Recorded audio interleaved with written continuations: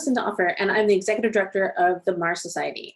I hold many hats. I am also the Education and Outreach Officer for the Royal Astronomical Society. I'm the Chair for the National Astronomy Week in the UK, which this year is going to be Encounter Mars in November 2020. I'm also a UK Space Champion for ESRO UK. I am a former NASA associate and have conducted Mars analog research all over the world. I have a long career of being an Earth and space science teacher, physics and astronomy, both in the US and the UK.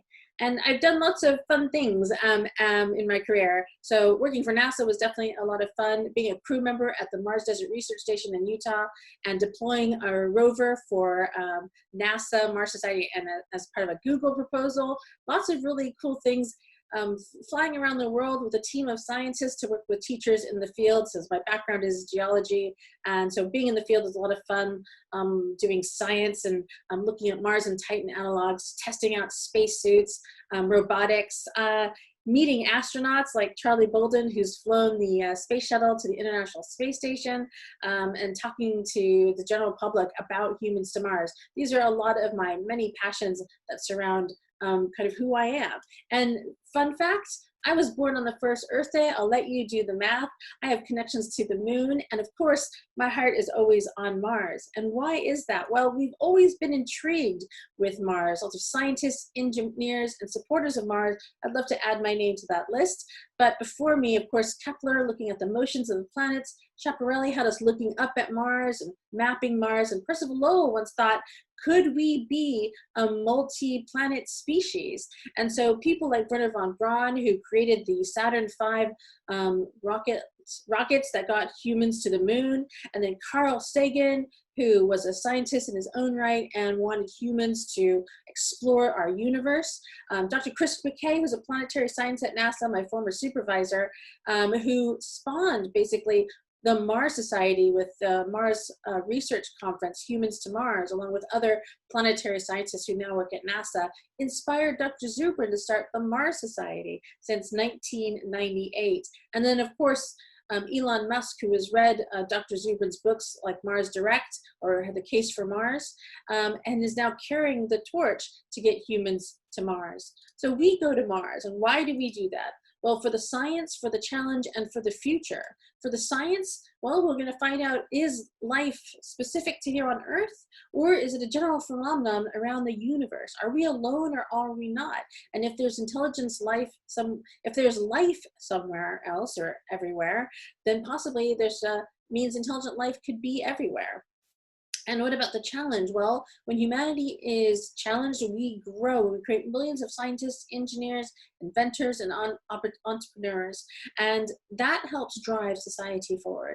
And for the future, well, if we start now, we're beginning humanity's career as a multi-planet spacefaring species. And 500 years from now, there'll be new branches of human civilization on Mars and other worlds. And that civilization in their future can look back on us and say, well, we're the ones who started. We're the ones who made this civilization possible to create new countries, new nations, new languages, and of course, new histories for humans to take part in. So what is Mars Direct? It was proposed in 1990 from Martin Marietta. Dr. Robert Zubrin and his colleague David Baker wanted to work on a mission to Mars that was both cost-effective and possible with current technology, so not reinventing the wheel, using basically Saturn V heavy lift launchers. And this is what it would look like once it landed on Mars. And of course, from there it would evolve, right? Humans are innovative, and they come up with so many different ways. I'm so inspired today by all the research that is going on around humans to Mars. So this might be a future that we look to.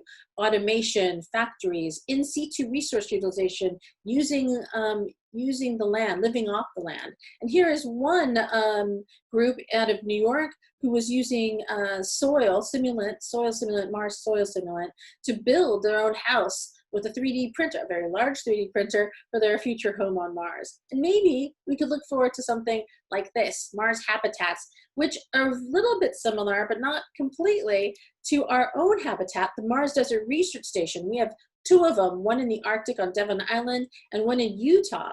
And these pictures are from the Arctic. It's very remote, gets very cold out there, and they put on simulation spacesuits when they exit the habitat, and they live there 2 weeks to 4 months, simulating living and working on Mars. Here are some other pictures of our habitat in Utah.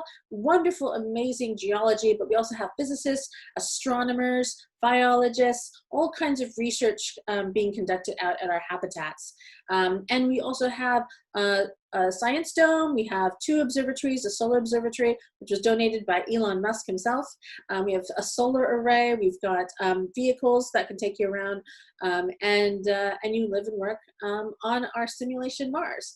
And just really quick peek inside there, it's 2 levels. You've got your own private room, you've got a kitchen and a workspace, and then down on the ground floor, you've got engineering, where we keep all our simulation suits in storage, and even a space, well, that's where we had our space and biology lab, but now we have a whole science dome where you can actually have a fume hood and microscopes and all the tools that you need to conduct the science that you want to do out while you're on crew simulation. And there's an image of our solar observatory and our greenhouse. But of course, we hope that you know, as humans evolve on this planet, then so will their life and their living on Mars. And so here's some recent images from the Design Museum in London, who kind of piqued our imagination of what humans might look like or live like on Mars. So what will Martians be able to do? Well, most importantly, hopefully arrive, survive, and thrive. But those very first Martians who will be getting there will likely be engineers and scientists to lay a really good foundation, really good at teamwork. Astronaut Scott Kelly, you know, teamwork makes the dream work. So if we really want to get there, we've got to work together. And people who will be you know, scientists and engineers, material scientists, possibly, you know, geologists, chemists, biologists, people who like to work together, who like to work on a problem solving, and who have a really excellent, psychologically robust, really good human being thoughts and ideas. But also there will be a lot of automation, and they'll be working with robots and rovers. And so this might be what first family might look like on Mars as we start to build a settlement and grow from there. And of course, these are some of the ideas that Elon Musk has, and other people on growing a settlement on Mars. So another thing that we advocate for humans to Mars is we're not just going to bring life to Mars, but we're going to bring Mars to life. And this was some of the things that I worked on with Dr. McKay at NASA Ames, was also terraforming Mars, this idea of making Mars more Earth-like over about 1,000 years. So here you see a progression of how Mars is down the left to what if we were able to thicken the atmosphere and put more carbon dioxide into the atmosphere. It's very similar to global warming, what we do here on Earth. It warms our planet on Earth, but maybe our planet Earth doesn't need that, right? But Mars does. So if we could warm up Mars and thicken its atmosphere, then maybe humans can one day live on Mars with just very little, with oxygen tanks, and walk around on the surface of Mars. And so I'm going to leave you with Dr. Chris McKay's idea, which is, I agree, and that's what's behind me, is terraform Mars, which is go forward and spread life. Earth's gift to the universe, he thinks, is the gift of life. And I absolutely agree with him. And then just before I go, I want to remind you the National Astronomy Week Encounter Mars from the 14th to 22nd of November 2020 this year. You can find out more information at astronomyweek.org.uk. Thank you so much for watching.